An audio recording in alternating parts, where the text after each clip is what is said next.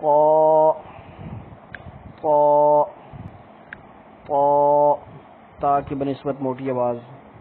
وا وا وا، تھوڑے سے ہونٹ گول ہوں گے لیکن ہونٹ گول نہ ہو تو اچھا ہے، موٹا کرنا ہے اس کو. عین عین عین. غین غین غین. اس میں بھی لمبا کریں گے دونوں کو، لین ہے اس میں، یا لین ہے دونوں میں، تو کھینچیں گے اور نرم پڑھیں گے، بالکل ناک میں آواز نہ آئے. فا فا فا سب سے آسان ہے، اس میں کوئی مسئلہ نہیں ہے، فا بہت آسان حرف ہے.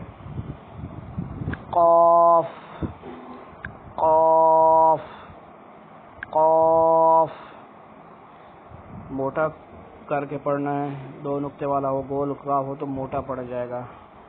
قاف بالکل زبان کے اندر جو کوا سا ہوتا ہے وہ منہ کھولے تو لٹکا ہوتا ہے، ادھر سے زبان اوپر لگے گی تعلق ہو تو اس قاف کی آواز آئے گی. اس کے قریب قریب کاف ہے، کاف کاف.